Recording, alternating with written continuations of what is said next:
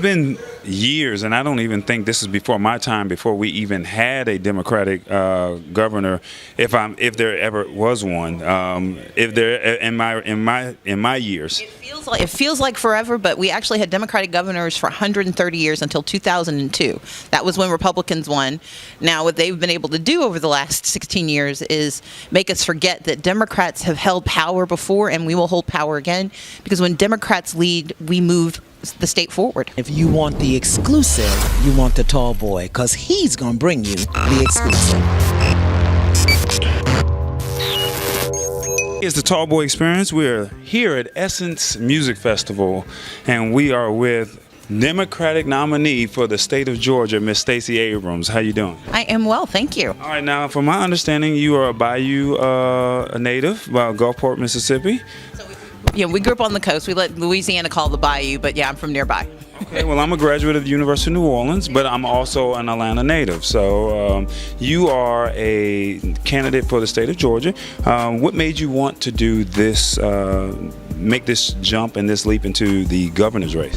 Well, I moved to Georgia when I was 15 years old, and so I consider Georgia as much home as Mississippi. But what I really want is leadership that reflects the changing diversity of our country, but also reflects the real lived experiences. That's why I'm running on issues of expanding Medicaid, of true public education from cradle to career, of putting money back into the pockets of Georgia families and getting folks access to capital if they want to start a business. Because we have to have a governor who understands the real lives that people lead and are willing to make choices and policies that making those gives people the opportunity and the freedom to thrive. It's been years, and I don't even think this is before my time, before we even had a Democratic governor, if there ever was one. If there in my years, it feels like forever, but we actually had Democratic governors for 130 years until 2002. That was when Republicans won. Now, what they've been able to do over the last 16 years is make us forget that Democrats have held power before, and we will hold power again, because when Democrats lead, we move the state forward. Well, my question to you, based off of that, was what makes you different from the Republican candidate? So right now the Republicans are in the midst of a primary runoff, but I will say this.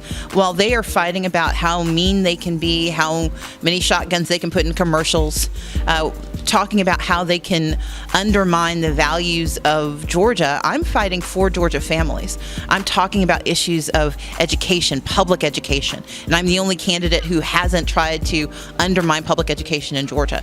I'm talking about the importance of gun safety, which means you can respect the Second Amendment and respect human life. I'm talking about the importance of making sure that if you work a full-time job, that you should make a living wage.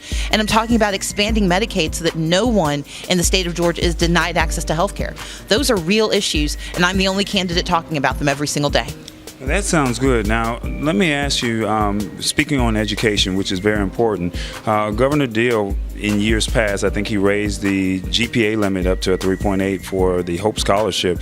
How do you plan to make that more available or accessible to other students that are in the public school system? So the Hope Scholarship in 2011 faced an economic crisis, and so there's a tiered scholarship. To get the very top end, you have to have a higher GPA and pass a standardized test and get a certain score. But every student who has a 3.0 still gets up to 90% of the full Hope Scholarship. And so it's there. But what we have to do is expand Hope so that your GPA doesn't matter. We have to create a need-based aid program so that if you're willing to work to go to college, we're going to invest. And I'm the only candidate who's put out a full plan on how we can make sure that every student who wants to go to college or technical college or get an associate's degree or get an apprenticeship, that they have access to post-secondary education, because we can't build a strong economy if we aren't investing in every single Georgian, no matter how old they are, no matter where their zip code is. I like you already. Now I got to ask you, housing has been a big issue across the United States. How do you plan to assist Georgians with affordable housing? So I was privileged to work with former HUD Secretary Julian Castro came down during the primary, and we had a really robust conversation. The bottom line is Georgia has to recognize that for some, it's the increasing cost of housing, but for others, it's the decreasing wages that they're receiving. And so we have to address both issues. I want to create a housing trust fund that allows us to invest in affordable housing across the state of Georgia, because this isn't just an Atlanta issue. It's an issue in Valdosta. It's an issue in small towns. And so we have to make certain that the pool of eligible stock, that we have enough housing. But we also have to put in place some important tax structures that are called circuit breakers, so that if your community is gentrifying, if people with more wealth are moving in, you don't have to move out. And you can do that by saying that if your income doesn't increase when their property taxes increase, then we can make sure we break that circuit so you can stay in the home that you built in the neighborhood you helped to, create. I got to ask you, entrepreneurship is real big, and I know we're talking about Amazon potentially coming to the state of Georgia, but what advice do you want to say to the potential voter that's that entrepreneur? What do you want to say to them? Well, I'm proud to be an entrepreneur myself. I'm a serial entrepreneur. I've started manufacturing businesses, consulting businesses, a financial services company. And what I can tell you is that the next governor of Georgia has to invest in small businesses and get access to capital. Not everyone has a parent who can give them $10,000 in a garage. Some of us have to borrow that money. Some of us have to raise that money from communities we aren't familiar with. And I intend to be the governor who helps create small businesses, and not just tech businesses, but the organic farmer who wants to start a business, the woman named Pam who wants to start a daycare center, because those are all good jobs. And as excited as we can be about Amazon bringing in 50,000 jobs, I want to be the governor who invests in 5,000 small businesses so they create 10 jobs each, because those are 50,000 jobs that never leave Georgia. I got to ask you, last question. Tell them, or tell the people that's watching this video, something about you that they do not know that you think that they would love. Well, I actually just wrote a new book. So I've written 8 romantic suspense novels as Selena Montgomery, but on April 22nd, I published my first book as myself called Minority Leader: How to Lead from the Outside and Create Real Change, that talks about how anybody with ambition can put it into action and get done what they want to do.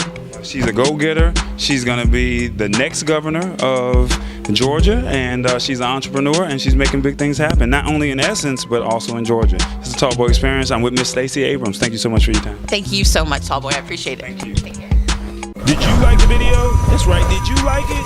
Hit that like button. Think subscribe, big, think tall. and share it. Think tall boy. Tallboy. The Tallboy Experience. Vote. And that sounds like a basic issue, but part of being involved in politics is understanding it. There are a lot of folks who run for office not aware of what it means once you get there. And so I think that it's always critical to understand the landscape. So register. Make sure that you're a part of the voting process. But the second thing is know why you're running.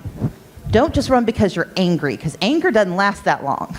But once you get elected, you're there for a while. And so know what you want to accomplish and make sure the job that you are running for can do the work you want to do. If you are concerned about education, do not run for, the economic board. Run for the school board. Mm-hmm. If you are concerned about incarceration rates, make certain you're running for an office that actually addresses those issues, that set the laws, that set the rules. Mm-hmm. Connect the dots between your ambition and the job that you want to have. And the last thing I would say is, if you do not win the first time, try again. Do not give up simply because you didn't win the first time, because by standing for office, you change the conversation. Mm-hmm. And when you win that office, you change the laws. Mm-hmm. And we have to be willing to do both every single time. I mean, I wrote a book called Minority Leader: How to Lead from the Outside and Create Real Change. And part of the intention behind that book was to illuminate the mistakes that I've made. Because often we see mistakes as impediments to power. We think that because we aren't perfect, we aren't allowed to win. And that is usually true even more for women of color, and specifically for black women. That's why I talk about my debt. I talk about times I have failed. I talk about mistakes that I've made. I talk about how hard it is to get access to capital if you want to start a small business, and the times I've been told no. I talk about my brother who has been in and out of prison He's suffered from a drug addiction, but also mental health issues. But he's also trying to get better. And I tell his story because some of us think that because of somebody in our family, we aren't allowed to have certain things. The largest impediment to my success would be my silence.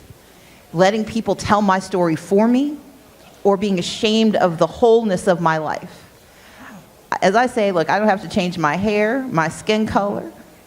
I can't, there are parts of who I am that are not going to change. But what holds people back is believing that their wholeness is not real and authentic and legitimate. And I'm going to win this election because I'm going to run as myself, and I'm going to win as myself, and people are going to know that my experiences mirror their own, and that if I don't have your same experience, I have empathy for your experience. Yeah. And that means I'm going to make better choices to make your lived experience real for you.